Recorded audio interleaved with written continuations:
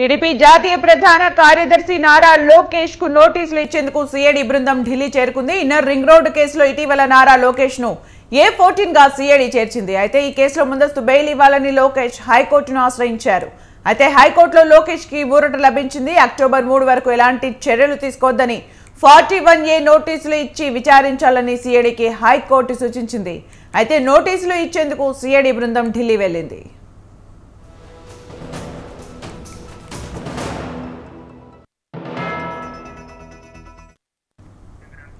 గత 16 రోజులుగా నారా లోకేష్ ఢిల్లీలోనే ఉన్నారు. టీడీపీ అధినేత చంద్రబాబు రాజమండ్రి జైల్లో రిమాండ్లో ఉన్న నేపథ్యంలో లోకేష్ ఢిల్లీలో సుప్రీంకోర్టు సీనియర్ న్యాయవాదులతో చర్చిస్తున్నారు. సుప్రీంకోర్టులో క్వాష్ పిటిషన్ కూడా వాయిదా పడింది. ఇటు చంద్రబాబు రిమాండ్ కూడా అక్టోబర్ 5 వరకు పొడిగించడంతో లోకేష్ ఢిల్లీలోనే ఉండి న్యాయపరంగా ఎలాంటి పోరాటం చేయాలో సలహాలు తీసుకుంటున్నారు.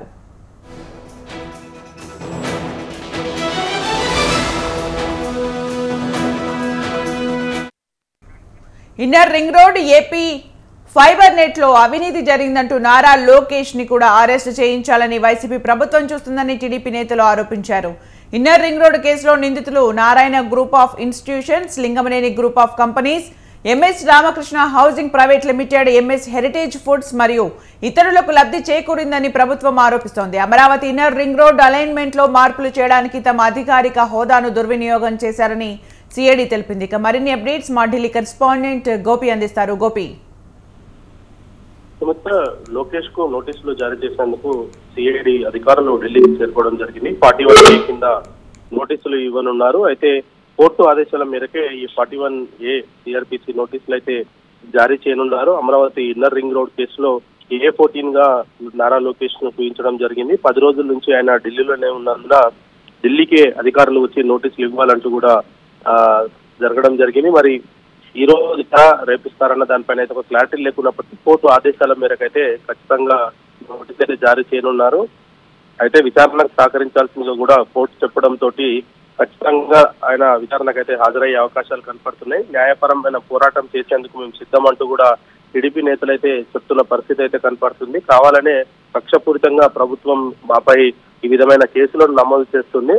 కేవలం రాజకీయ లబ్ధి కోసం మాత్రమే తప్ప ఈ కేసులు ఎటువంటి న్యాయం లేదు అనేది కూడా వాళ్ళు చెప్తున్న పరిస్థితి ఉంది. అయితే 10 రోజుల నుంచి కూడా ఢిల్లీలోనే ఉంటూ చంద్రబాబు నాయుడుకు సంబంధించిన కేసుల్లో న్యాయ సలహాలను, అదేవిధంగా ఇతర ఎంపీలతోటి పార్లమెంట్ సమావేశాల సందర్భంగా ఎటువంటి వ్యూహాలను అనుసరించాలి, దేశవ్యాప్తంగా నారా చంద్రబాబు నాయుడుకున్న ఆయనకున్న పలుకుబడి కావచ్చు, ఆయనకున్న పేరు ప్రతిష్టలను భగ్నం కలిగించే విధంగా ఈ యొక్క వైసీపీ ప్రభుత్వం ఆరోపణలు చేస్తున్న నేపథ్యంలో వాటన్నిటిని కూడా ధీటుగా ఎదుర్కొనేందుకు నారా లోకేష్ ఎటువంటి వ్యూహాన్ని అనుసరించాలన్న దానిపైనే ఆయన ఢిల్లీలోనే మకాం వేస్తున్న పరిస్థితి అయితే ఉంది. దీంతో అధికారులు ఢిల్లీకే చేరుకొని నోటీసులు జారీ చేస్తారంటూ కూడా చెప్తున్నారు. మరి నిన్న కోర్టు ఉత్తర్వుల తర్వాత ఈ రోజు నోటీసులు ఇస్తారా, లేదంటే ఇంకా ఏదైనా పద్ధతుల్లో వెళ్తారన్న దానిపైన కూడా ఒక క్లారిటీ రావాల్సిన అవసరం అయితే ఉంది. అయితే గత కొద్ది రోజుల్లో కూడా ఏపీకి సంబంధించిన సిఐడి అధికారులు ఢిల్లీలోనే ఉండడము, దానికి సంబంధించిన పూర్తి కసరత్తు చేస్తున్న పరిస్థితి ఉంది. ఒకనొక సందర్భంగా ఆయనను అరెస్ట్ చేస్తారంటూ కూడా కొన్ని వార్తలు అయితే వచ్చిన పరిస్థితి ఉంది.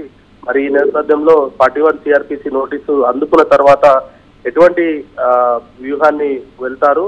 ఎందుకంటే ఈ యొక్క ఇన్నర్ రింగ్ రోడ్ కు సంబంధించిన కేసులో ప్రభుత్వం తరఫున ఆయన A14 ఉన్న వ్యక్తి A1 నుంచి A13 వరకు కూడా ప్రభుత్వం ఎటువంటి చర్యలు తీసుకుందన్న దానిపైన కూడా కోర్టుకు వివరణ ఇవ్వాల్సి ఉంటుంది. నారా లోకేష్ మాత్రమే నోటీసులు జారీ చేశారా, లేదంటే A1 నుంచి A13 వరకు కూడా ఈ కేసులో ఎంతమందిని విచారణ చేశారు, ఎటువంటి విచారణ జరిగింది, వాళ్ళ కన్ఫెషన్ స్టేట్మెంట్స్ ఏ విధంగా ఉన్నాయి, లోకేష్ కు నోటీసులు ఇవ్వడంలో ఆంతర్యం ఏంటి, ఇటువంటి అంశాలన్నింటినీ కూడా కోర్టుకు విన్నవించాల్సి ఉంటుంది. కాబట్టి న్యాయపరమైన అంశాలను న్యాయపరంగానే ఎదుర్కొంటామనేది కూడా లోకేష్ అయితే ఒక విధంగా చెప్తున్న పరిస్థితి ఉంది. దీంతో ఈ రోజు రేపట్లో ఒక క్లారిటీ వచ్చే అవకాశాలు అయితే కనపడుతున్నాయి. Right, thank you Gopi for the updates.